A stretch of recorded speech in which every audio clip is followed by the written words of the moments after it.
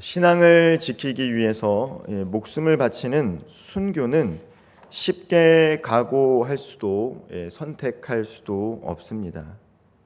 그래서 저도 신학교에 입학할 때 교수님들이 면접 때 하셨던 질문 가운데 하나가 순교할 수 있느냐였다라는 것이죠.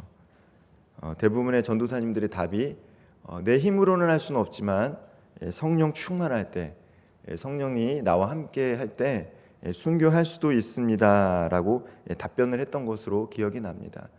그만큼 우리가 의지적으로 선택하기도 어렵고 또 그 상황 가운데 과연 우리가 순교할 수 있을까를 생각하면 쉽지 않습니다. 역사적으로 일제강점기 때 일본은 조선 곳곳에 이 신사를 세운 뒤에 참배를 강요하도록, 특별히 중일 전쟁 이후에 신사 참배를 강요했습니다. 기독교 성직자들에게도 재차 신사 참배를 강요했을 때 대다수의 이 기독교인들은 이제 목사님들도 포함되는데 자이든 타이든 일제의 탄압과 회유에 굴복하면서 신사 참배에 동참했습니다. 뼈아픈 이제 기독교 역사 가운데 아픔이 될 수도 있죠. 그러나 그런 상황 속에서도 이 신사 참배에 반대했던 분들, 이 고문을 당하면서도 자신의 신앙의 절개를 지켰던 분들이 계셨습니다. 특별히 이 끝까지 저항했던 이 주기철 목사님이 계신데 신사 참배를 거부하다가 7년간의 수감 생활 속에서 모진 고문 끝에 이 47세의 젊은 나이로 순교하셨습니다. 이 순교하신 목사님이 남긴 유산이 있습니다. 바로 일사각오. 이 설교가 바로 일사각오이죠. 한 번 죽기를 각오함의 정신입니다. 일사각오로 죽기까지 신앙의 절기를 지키셨습니다.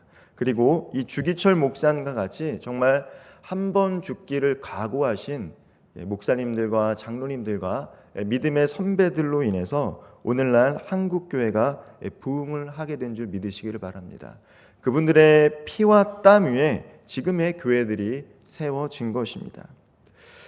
오늘 우리는 신앙의 선조들처럼 이 순교의 피를 흘릴 필요는 없습니다. 그리고 피를 강요하지도 않습니다. 그러나 또 다른 이 상황 속에서 오늘 우리는 이 순교자의 정신과 영성으로 신앙생활을 해야 됩니다. 이 가치관의 혼돈과 세속화 그리고 다원화된 사회 문화 현상 속에서 오늘을 살아가는 그리스도인들은 핍박은 없지만 많은 유혹이 있습니다. 순교자의 정신과 영성으로 살아가지 않으면 우리가 그리스도인답게 살아갈 수 없는 시대가 바로 오늘날입니다. 오늘 우리는 피 흘림의 위험은 없으나 그 어느 때보다도 영적으로 급격히 타락과 쇠퇴하는 시대 속에서 교회 생활을 하고 있고 또 그리스도인으로 살아가고 있는데 오늘은 예수님의 마음을 배움으로 말미암아 이 순교자의 영성, 순교자의 정신으로 살아갈 수 있는 저와 우리 모든 성도님 되기를 소망합니다. 이 시대의 순교자적 정신과 영성으로 살아가기 위해서 우리에게 필요한 것은 먼저 예수님의 이 겸손한 마음입니다. 우리가 죽기까지 순교해야 된다라고 하지만 그 전에 먼저 우리가 가져야 될 것은 뭐냐면 바로 겸손한 마음이라는 것이죠. 오늘 본문 6절과 7절 말씀을 같이 한번 읽어보도록 하겠습니다. 빌립보서 2장 6절과 7절 말씀입니다. 그는 근본 하나님의 본체시나 하나님과 동등됨을 취할 것으로 여기지 아니하시고 오히려 자기를 비어 종의 형체를 가지사 사람들과 같이 되셨고 순교는 신앙을 지키기 위해 죽는 것인데 순교자 정신은 바로 내 자아가 죽는 것에서부터 시작이 됩니다. 순교자의 정신과 순교자의 영성은 내가 죽는 것에부터 시작됩니다. 그런데 이게 말처럼 쉽지가 않죠. 나를 죽이고 살아간다는 것은 사실 쉽지가 않습니다. 어제도 새벽에 함께 말씀을 나눴지만 자기 부인은 한 번에 이루어지는 것이 아니죠. 날마다 이루어지는 것이기 때문에 쉽지가 않습니다. 나를 부인하고 살아가는 것은 결코 쉬운 일이 아닙니다. 내가 죽지 아니하면 내 안에 계신 예수님이 살아날 수 없습니다. 내가 죽을 때 내 안에 계신 예수님께서 우리를 통해서 역사하기 때문에 이 순교자의 정신과 영성으로 살아가기 위해서 필요한 것은 먼저 예수님처럼 이 겸손한 마음입니다. 나보다 남을 낮게 여기는 마음인 것이죠. 예수를 믿고 구원받은 사람들과 이제 예수를 안 믿는 사람들의 차이가 무엇이겠습니까? 예수 믿지 않은 사람들 중에도 윤리적으로 도덕적으로 더 깨끗하고 청결한 삶을 살아가는 사람은 많습니다. 그럼에도 불구하고 우리를 하나님께서 자녀 삼아 주신 이유가 있습니다. 여전히 부족하지만 예수님을, 성령님을, 하나님을, 그 삼위일체 하나님을 내 주인으로 모시고 살아가는 데 차이가 있는 것이죠. 세상에 있는 사람들은 자기가 삶의 주도권을 갖고 결정을 하고 주인이 돼서 살아가지만, 그들이 윤리적으로 도덕적으로 우리보다 뛰어날 수 있지만 결국 그들의 인생의 주권은 그들에게 있습니다. 그러나 우리가 예수를 믿고 세상 사람들보다 도덕적으로 윤리적으로 부족할 수 있지만 그럼에도 불구하고 하나님이 여전히 우리를 의롭다 칭하시는 이유는 우리가 넘어지고 쓰러지지만 내 안에 내가 주인이 아니라 바로 나를 살리신 예수 그리스도가 주인 되심을 고백하며 살아가기 때문에 우리를 의롭다 하시는 것이죠. 그리고 거기에 차이가 있는 것입니다. 예수가 내 삶의 주인이기 때문에 자기 부인을 하는 것입니다. 십자가에 내 자아를 못 받고 내 안에 살아있는 예수의 영이 살아날 수 있도록 성령의 인도하심을 받고 살아가는 사람들이 바로 그리스도인들이라는 것입니다. 그렇게 될 때 우리가 죽게 되는 것입니다. 그런데 우리가 순교자적 정신으로 살아가지 못하게 되면, 내 자아가 죽지 못하면 문제가 발생됩니다. 빌립보 교회 안에도 그러한 문제가 있었습니다. 그래서 바울은 그리스도 예수의 마음을 품으라라고 선포하고 있습니다. 우리 빌립보서 2장 2절 말씀입니다. 2장 2절 말씀 함께 읽어보도록 하겠습니다. 아무 일에든지 다툼이나 허용으로 하지 말고 오직 겸손한 마음으로 각각 자기보다 남을 낮게 여기고. 빌립보 교회에 문제가 있었습니다. 다툼이 있었고 또 그들의 사역 가운데 허용이 있었다는 것이죠. 주님의 일을 감당하지만 거기에 많은 갈등과 분열이 있었고 또 그들이 허용으로 일했기 때문에 실속이 없었다라고 바울은 지적을 하고 있습니다. 그리고 그들을 향해서 예수 그리스도의 마음을 품으라라고 얘기하는 것입니다. 내가 죽어야 하는데 죽지 못하면 어떻게 됩니까? 내가 죽어야 되는데 내 자아가 죽지 못하면 내 눈이 높아지고 내 마음이 높아지면 어떻게 됩니까? 다른 사람들의 연약함이 보입니다. 허물이 보입니다. 우리 자아가 죽으면 어떻게 됩니까? 저 사람이나 나나 죄와 허물이 많은 사람이다 라는 마음을 갖고 살아갑니다. 실수를 해도 부족해 보여도 나도 저럴 때가 있었지, 이런 마음을 갖는데, 우리의 마음이 높아지고 우리 눈이 높아지면 상대방의 허물이 보인다라는 것이죠. 그래도 내가 저 사람보다는 낫지라는 마음이 우리 안에 생기기 시작합니다. 그러다 보면 어떻게 됩니까? 다툼이 생길 수밖에 없다라는 것이죠. 서로 높은 마음을 갖고 있으면 다툼이 생길 수밖에 없습니다. 그래서 바울은 예수님의 마음을 품으라라고 합니다. 다툼이 생기지 않도록, 갈등이 생기지 않도록, 그리고 본질적인 사역을 추구할 수 있도록 겸손한 마음을 품으라라고 하는 것이죠. 예수님은 당시 종교 지도자였던, 그리고 정치 지도자였던 이 대제사장이나 제사장들, 귀족층인 이 사두개인들 혹은 이 평신도 지배계층인 바리새인들과 어울리기보다는 이 변두리에 있던 사람들과 동고동락한 삶을 선택하셨습니다. 남들이 꺼리는 세리들, 가난한 병자들, 고아와 가부, 그리고 심지어 몸을 파는 여자들과도 함께 먹고 마셨던 분이 바로 예수님입니다. 예수님을 따르면서 한 자리 차지하려고 했던 이 철없는 예수님의 제자들에게 예수님께서 하신 말씀이 있습니다. 너희 중에 누구든지 크고자 하는 자는 너희를 섬기는 자가 되고, 너희 중에 누구든지 으뜸이 되고자 하는 자는 너희의 종이 되어야 하리라.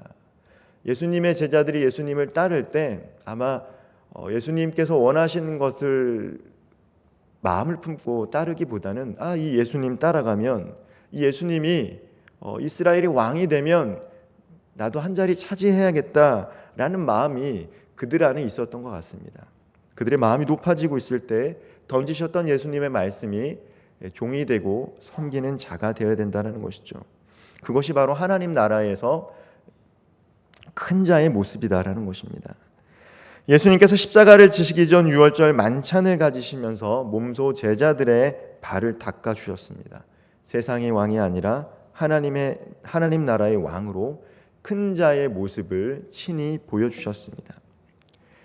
내가 죽기 위해서는 낮아져야 합니다. 그런데 세상에서는 큰 자들이 섬김을 받습니다. 그러나 하나님 나라에서는 큰 자들이 바로 섬기는 자들이다라는 것을 예수님께서 몸소 보여주신 것입니다. 예전에 그 EBS 다큐에서 방영을 한 적이 있는데 출세에 관련해서 이렇게 다큐를 한번 방영을 한 적이 있습니다. 이 작가가 그리스도인지는 잘 모르겠지만 출세에 대해서 이렇게 합니다. 오랫동안 준비한 사람이 세상에 부름을 받고 나와 만인을 위해 봉사의 길로 들어서는 것, 그것이 출세다라는 주제를 가지고 공영방송에서 한번 방영을 한 적이 있습니다. 이 출세라는 것이 결국 이 교회에서 우리 말씀에서 말하는 섬김이죠. 하나님께 은사를 받고 또 기도하는 가운데 우리 그것을 가지고 섬기는 것, 그것이 EBS 공영방송에서 말했던 출세입니다. 우리가 다른 누군가를 섬기더라도 이 순교자의 영성으로 내가 죽지 않으면, 내 마음이 높아지면 그 섬김 가운데도 다툼과 허영이 생길 수가 있습니다. 그러나 우리가 내가 죽으면, 그리고 한 알의 밀알이 되어 땅에 떨어지면 어떻게 됩니까? 거기에는 일치와 연합과 생명이 살아나는 놀라운 역사가 일어나게 됩니다. 이것이 바로 하나님 나라의 역설인 것이죠. 큰 자가 섬기기 시작할 때 거기에 다툼이 종식이 되고 생명이 살아나는 놀라운 역사가 일어납니다. 내가 죽는 경험을 언제 합니까? 바로 남을 섬길 때 내가 죽습니다. 내가 섬길 때, 다른 사람을 위해서 봉사할 때 내가 죽지 아니하면 그 봉사를 감당할 수 없는 것이죠. 내가 마음이 높아진 상태에서 봉사를 하게 되면 문제가 생기지만, 그렇지만 내가 죽고 겸손한 마음으로 섬김에 있을 때 그 섬김 가운데 갈등이 생길 수밖에 없다는 것이죠. 내가 이렇게까지 해야 되는가? 우리 성도님들도 직분을 가지고 섬길 때 마음이 상할 때가 계시지 않습니까?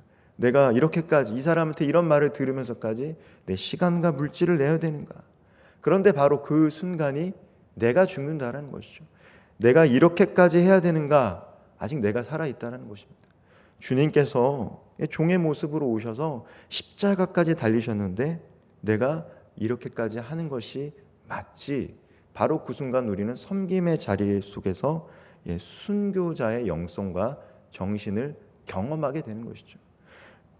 오늘 하나님께서 우리에게 먼 타국으로 나가서 순교하라고 말씀하시지 않습니다. 각자의 삶의 자리에서, 교회에서, 가정에서, 직장에서 순교자의 영성으로 겸손하게 살아가기를 먼저 원하시는 줄 믿으시기를 원합니다. 어쩌면 이것이 더 우리에게 실천하기 어렵습니다. 선교를 계획하고 1년에 며칠 나가서 그렇게 우리가 선교로 나가서 순교자의 정신으로 어떤 사역을 하는 것, 그것도 참 어렵지만 일상에서 나를 죽이고 주변 사람을 섬기면서 이 순교자의 정신과 영성을 훈련하는 것은 오늘날 더더욱 어려운 줄 믿으시길 바랍니다. 우리는 섬김의 자리에서 내가 죽는 훈련을 하게 되며 내가 죽을 때에 한 알의 밀알이 떨어져 많은 열매를 맺게 되는 것입니다. 그 섬김의 자리에는 반드시 일치와 연합, 그리고 생명을 살리는 놀라운 역사가 일어나게 됩니다. 두 번째로 우리가 순교자적 정신과 영성으로 살아가기 위해서는 죽기까지 하나님께 순종했던 예수님의 마음을 담고 본받아야 합니다. 자기를 낮추는 것과 동시에 죽기까지 순종하는 것이 필요합니다. 8절 말씀을 제가 다시 한번 읽어보도록 하겠습니다. 사람의 모양으로 나타나서 자기를 낮추시고 죽기까지 복종하셨으니 곧 십자가에 죽으심이라. 순종하는 것을 우리는 무엇인가 행하는 것으로 오해하기 쉽습니다. 주님의 말씀에 순종하면 내가 먼저 이것에 뭔가를 해야 돼. 그것이 틀린 말은 아닙니다. 그러나 하나님께서 우리에게 원하시는 순종이 무엇인가? 그것은 먼저 하나님을 신뢰하고 우리가 누구인지를 깨닫는 것에서부터 시작됩니다. 하나님께서는 하나님을 신뢰하기를 원하시는 것이죠. 하나님께서 우리에게 원하시는 순종은 하나님을 전적으로 붙잡고 신뢰하며 오늘을 살아가는 내가 누구인지 하나님의 자녀로서의 정체성을 잃지 않고 살아가기를 원합니다. 이스라엘 백성들이 출애굽을 하고 홍해 앞에 섰을 때 애국 군대가 쫓아오고 있었고 앞에는 홍해가 있었습니다. 이런 상황에서 백성들은 두려움에 사로잡혀서 모세를 원망했습니다. 애굽에 매장지가 없어서 우리를 이 광야에서 끌어내어 죽게 하는 것입니까? 원망하는 것이죠. 그런데 모세는 하나님의 말씀으로 그들을 위로합니다. 너희는 두려워하지 말고 가만히 서서 오늘 여호와께서 너희를 위하여 싸우시는 것을 보라라고 말합니다. 너희들이 분주하게 움직이지 말아라. 하나님이 일하심을 먼저 경험해라. 하나님만을 신뢰하라 라고 이야기하고 있는 것입니다. 무엇인가 해야 할 상황 가운데 하나님은 모세를 통해서 이스라엘 백성들에게 가만히 있으라고 이야기합니다. 가만히 있으라는 의미는 아무것도 하지 말라는 의미가 아닙니다. 사람이 해야 할 일이 있지만 반드시 때가 되어 하나님께서 해야 할 일이 있으니까 그때까지 신뢰하라는 것입니다.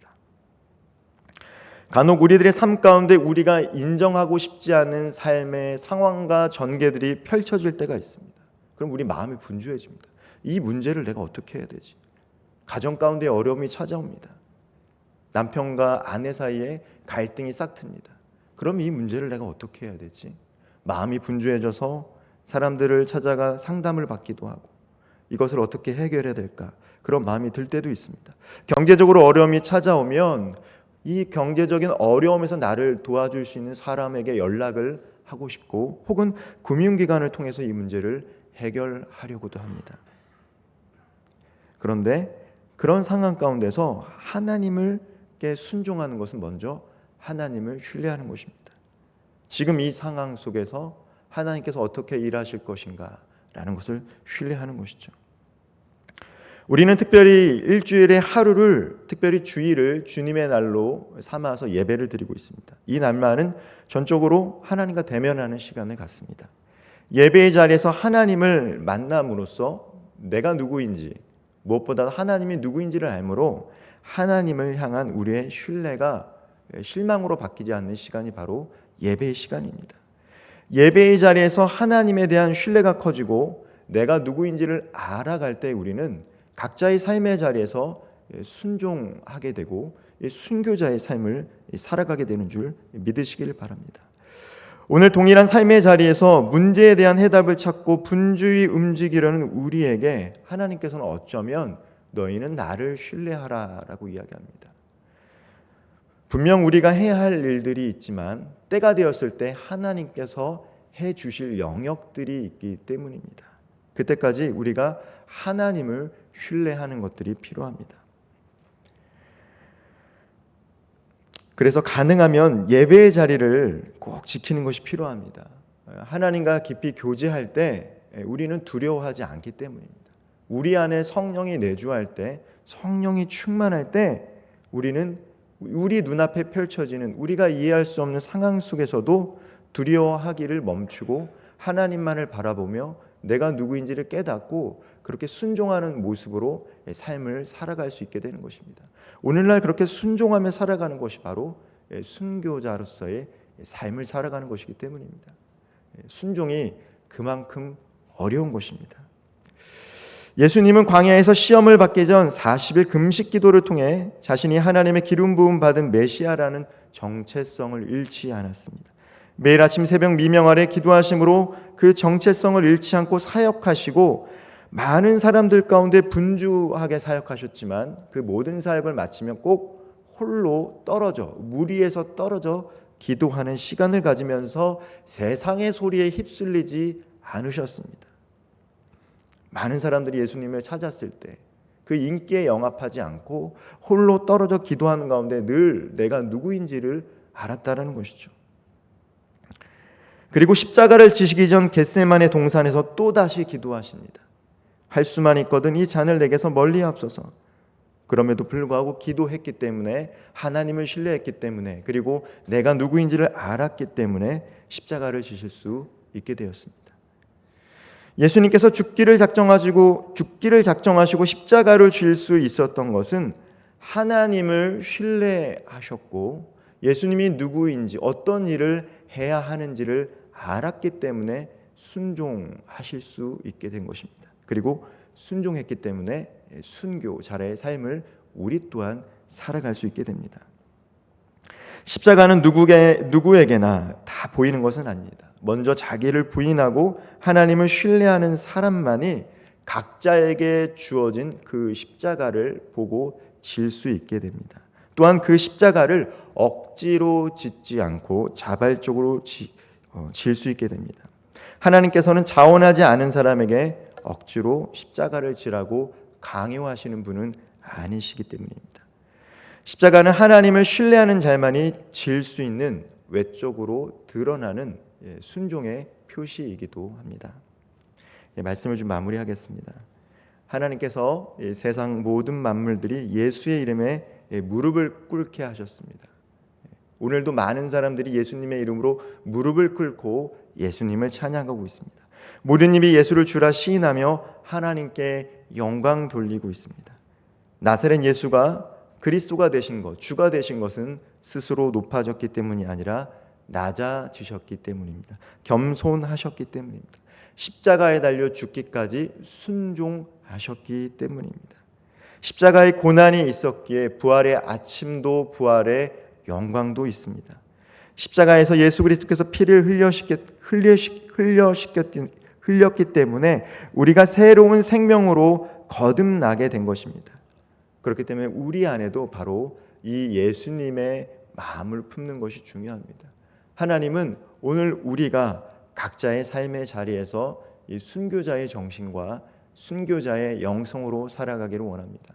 많은 사람들과 함께 살아갈 때 예수 그리스도의 마음으로 다른 사람을 나보다 더 좋게 여기고 나를 낮게 여기고 겸손하게 살아가며 우리에게 주어진 것들을 어떤 일을 행하기 전에 전적으로 하나님만을 신뢰하며 그리고 내가 누구인지를 깨달으며 우리에게 맡겨진 것들을 함과 동시에 하나님이 일하실 때까지 기다리는 삶을 살아가기를 소망합니다.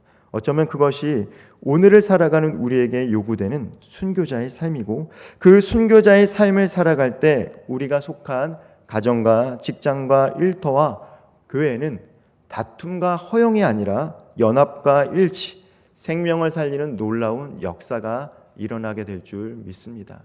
오늘도 순교자의 영성으로 살아가겠다고 기도하고 또 살아갈 수 있는 우리 저와 모든 분당 아름다운 교회 성도님들 되기를 주님의 이름으로 축복드리겠습니다. 이 시간 함께 찬양하며 기도하는 시간 갖도록 하겠습니다.